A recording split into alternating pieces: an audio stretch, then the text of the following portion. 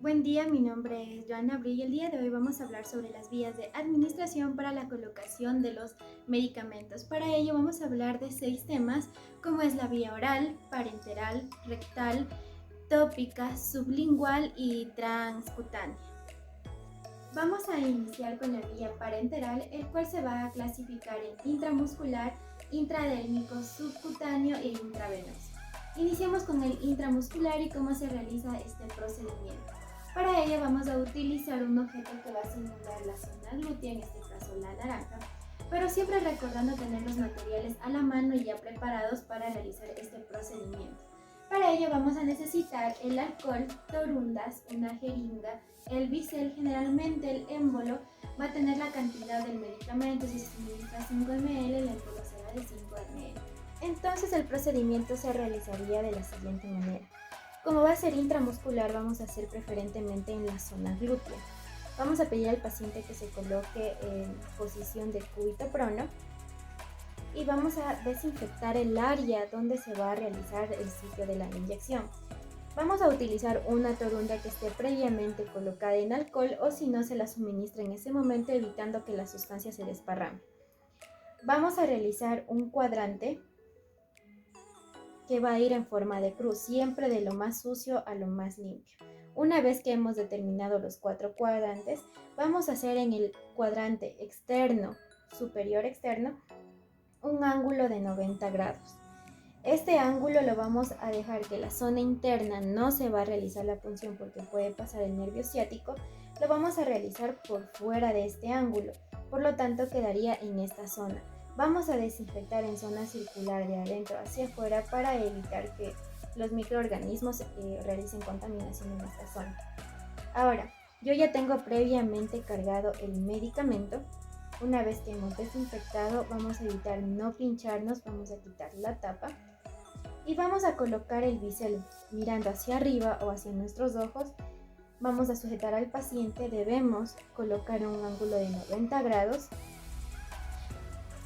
recto y en un solo movimiento. Entonces se realizaría de la siguiente manera. Se le pide al paciente que respire e introducimos la jeringa. Ahora, ¿cómo podemos hacer la comprobación de que se encuentra en la zona muscular y no tocando un vaso sanguíneo? Ya que al rato de absorber vamos a obtener aire y no va a haber ningún tipo de contenido o sangre. Una vez que hemos comprobado, vamos a suministrar el medicamento. Este depende de la velocidad, si es algún tipo de medicamento que debe ser rápido, por ejemplo la penicilina, o lento como otros medicamentos. Ahora vamos a tomar la misma torunda y vamos a colocar en la zona donde se está el bisel y vamos a pedir al paciente que respire y retiramos. Vamos a tapar evitando tener contacto con la aguja y eso sería todo el procedimiento. Si es algún tipo de anticonceptivo o algún otro medicamento, se necesita tapar la zona o mandarle con un esparadrapo. Otro tipo de vía parenteral va a ser la intravenosa, en el cual se va a utilizar la vena más permeable o la más visible, como pueden ser las del antebrazo, la cefálica y basílica, o también las que se encuentran en la zona de la mano. Por métodos didácticos utilizaré las venas de las manos. Ahora bien, ¿cuál es el procedimiento que nosotros vamos a emplear para administrar un medicamento por vía intravenosa? De igual manera necesitamos las torundas, el alcohol, esparadrapo, un torniquete y la jeringa con el medicamento con los 10 correctos. Ahora, lo primero que vamos a hacer es realizar el torniquete al paciente, recordando que no podemos dejar mucho tiempo el torniquete, con el fin de que aparezca la vena. Esperamos unos minutos y ya aquí podemos observar la vena que se encuentra ya brotada y permeable en esta parte de aquí. Entonces vamos a proceder con la torunda que ya estaba previamente puesta en alcohol. Vamos a desinfectar en un solo sentido para evitar la contaminación de la zona. Ahora vamos a pedir al paciente que respire y vamos con el bisel hacia arriba e introducir en la parte donde podemos palpar la vena y donde está observable. Entonces decimos al paciente que respire, debemos introducir a 45 grados de la siguiente manera.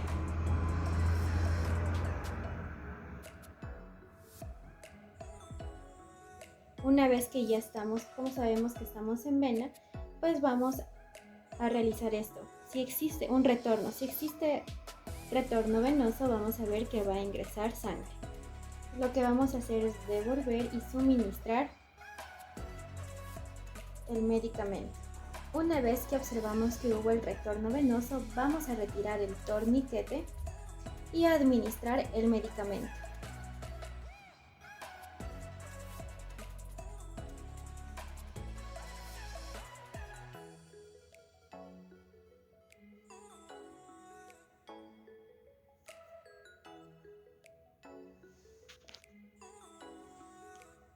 Vamos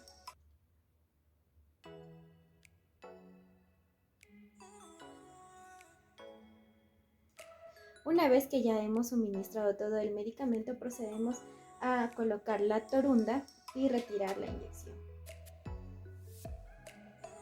Posteriormente colocaremos una torunda en el área donde se ha realizado el sitio de inyección intravenosa. El siguiente procedimiento a realizar es por medio de enviar medicamentos o dosis por vía subcutánea. Para ello vamos a utilizar los mismos implementos en el que es la torunda, el alcohol, el esparadrapo, la jeringa, el medicamento utilizado. El siguiente procedimiento a realizar es colocar el medicamento por vía intradérmica. Para ello igual vamos a utilizar los mismos materiales que es la torunda, el alcohol, la jeringa, el medicamento previamente cargado. Y en este caso vamos a pedirle igual al paciente que respire, ya que vamos nosotros a limpiar primeramente la zona. Con el alcohol colocado en la torunda previamente, igual vamos a desinfectar la zona. Generalmente esto depende del sitio o del tipo de medicamento, que es la insulina, preferentemente que se hace en estos casos. Ahora, para ello vamos a necesitar una jeringa para insulina o de menor calibre. Por fines didácticos emplearemos la misma jeringa. Esta en cambio debe ir colocada en uno de 10 a 15 grados, de la siguiente manera, con el fin que este casi es perceptible a la vista.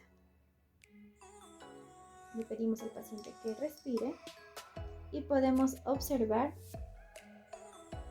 cómo este pasa por debajo de la piel. Vamos a administrar el medicamento. Vamos a colocar la torunda en el sitio donde realizamos este procedimiento y retiramos. Generalmente cuando se coloca en la zona umbilical o en el ombligo se maneja con las manecillas del reloj para colocar insulina.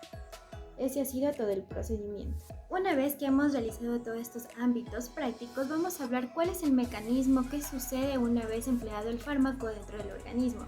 Pues bueno, el tiempo después de haber introducido el medicamento es de 10 a media hora, dependiendo la vía en la que hayamos realizado. Para ello vamos a hablar de su efecto y su mecanismo.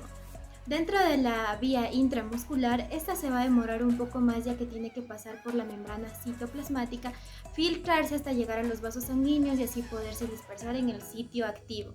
Con respecto al subcutáneo, en cambio llega con bastante facilidad, ya que se encuentra rodeado o tiene una buena irrigación sanguínea. Con respecto al intravenoso, es el ideal para ciertos medicamentos, ya que es capaz de llegar directamente hacia el torrente sanguíneo y el blanco, donde el efecto es casi inmediato. Ahora, con respecto al primer paso, en cambio no sucede debido a que pasa directamente hacia el sistema. Todos los vías parenterales no pasan por el primer paso, que sería por la vía hepática.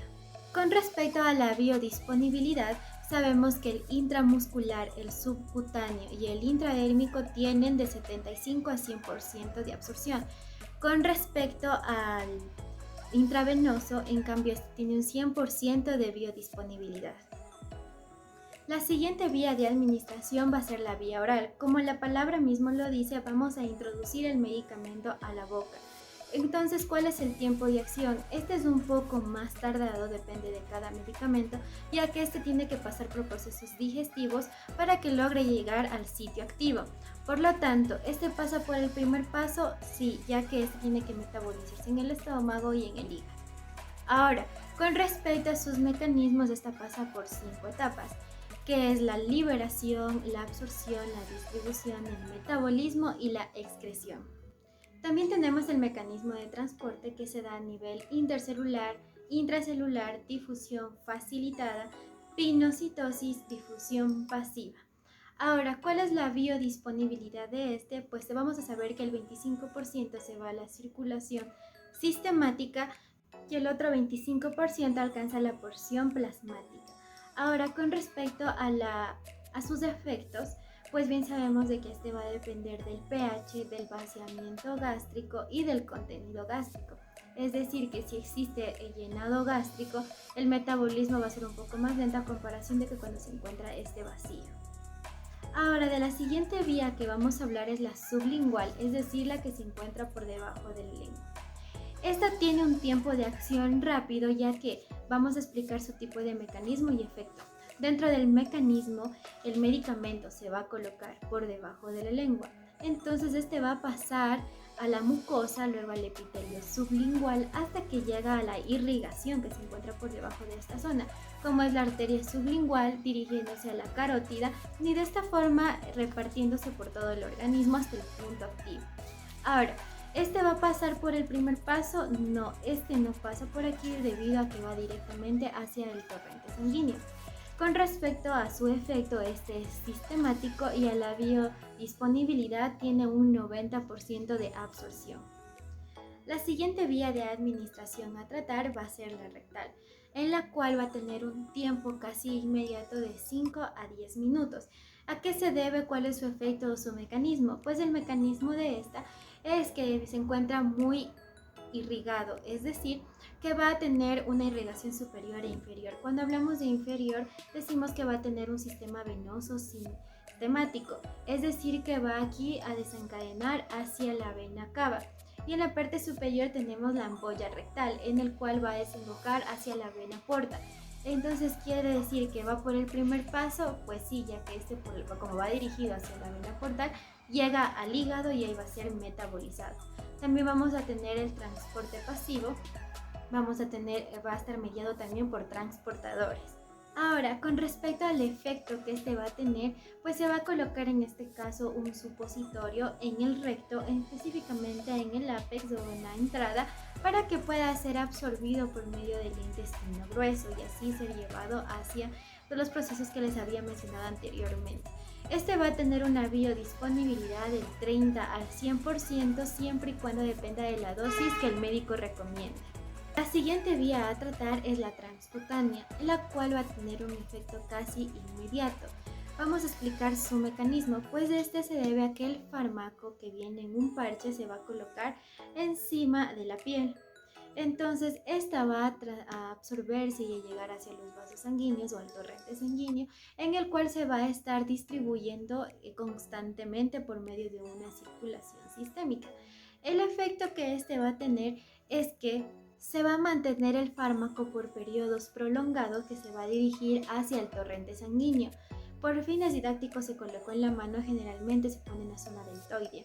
Entonces, esta va a tener una liberación constante y como el torrente sanguíneo se sigue moviendo constantemente, evita que este tipo de vía llegue a intoxicar al paciente. Por lo tanto, tiene una biodisponibilidad de un 80 al 100%.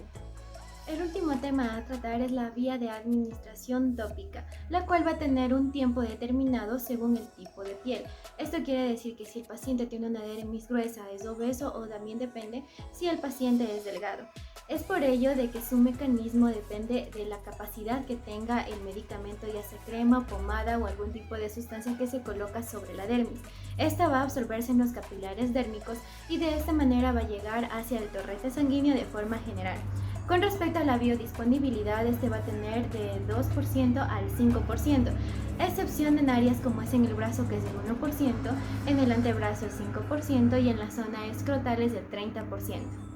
Con respecto a su efecto, este es parecido a la del hígado, ya que este pasa por oxidación, reducción, hidrólisis y conjugación, siendo así que no va a ser primer paso a nivel del hígado, ya que este, como mencioné anteriormente, pasa directamente hacia el torrente sanguíneo. Eso sería todo, muchas gracias.